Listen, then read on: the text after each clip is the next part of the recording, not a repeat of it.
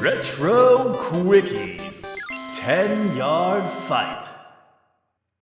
You know, I'm not much of a sports ball fox. I couldn't tell you the difference between a grand slam, a three-pointer, or love all, but even I can tell you when a game is trying to strip out as much of the nuance and intricacies of a sport's rules, while at the same time keeping it recognizable as said sport. 10-Yard Fight was originally an arcade game released in 1983, developed and published by IREM. It made its way to the NES in 1985, courtesy of Taito, as one of the vaunted black box games, the 30 original titles released with the NES in America. You play as a generic team of plucky interchangeable footballers looking to work their way through 5 different difficulty levels: high school, college, professional, playoffs, and Super Bowl. To do that, you have to get as many points as possible and prevent the other team from doing the same. On offense, you run or pass the ball to get as far down the court as possible before getting tackled, and you will get tackled since the offensive runners are always slower than the defense. Well, you can either toss the ball to this little skipper who takes his sweet time running across the field and then snaps forward when the ball is hiked. You can also toss it to the immediate player to the left or right of you, or a combination of the two. However, once you've moved forward even a little bit, you completely lose the ability to pass the ball, making you the lone star in a sea of comets. Fail to get at least 10 yards, oh my god, that's what the name means, before the 4th down, or if a pass is intercepted by the opposite team, which will happen if there's anyone between your players when you try to pass, the other team gets control of the ball and you switch to defense. While on defense, your job is to select a player to control between 2, and that's your lot. You don't even get to select a play or a layout, that's done automatically. Then when the ball is hiked, you charge forward and try to tackle whoever on the opposite team has the ball as fast as possible to make sure they don't gain any ground and hopefully have to give up the ball before they can get very far to the other side of their field. Without fail, almost every time I managed to get to the 4th down against the AI, it would always throw the ball as far as it could down the field to try and get the ball as far from the goal as possible. The game is also as simple as it can be. You have barely any choices to make at any given moment, which isn't necessarily a bad thing, but the biggest issue with this game is the fact that the computer opponents in this game are incredibly easy to read. While some of the later difficulty levels do manage to juke you now and then, their movement is predictable, and the most that they seem to do to actually make things more difficult to you is the computer figuring out that it can tackle diagonally. Before that, all you have to do is just easily wiggle out of the opposing team's unwanted hugs most of the time. The game looks decent for an early NES title, but it lacks a lot of the personality due to the lack of any sort of team branding or character. Since you are just a generic team and your opposing teams are denoted by their skill level and plain corresponding colors rather than any sort of name or logo.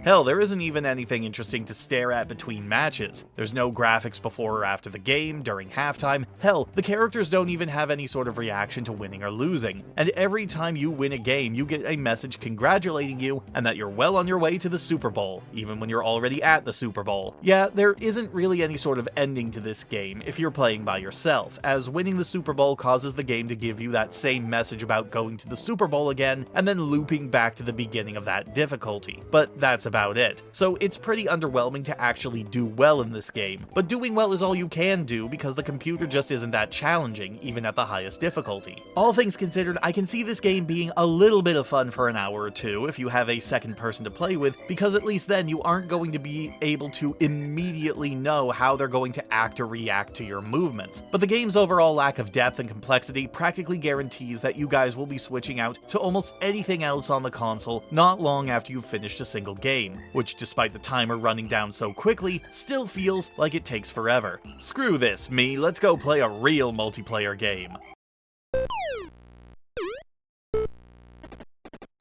Ah, hell yeah, that's the stuff. Not hard to see why this ended up on Nintendo Switch Online.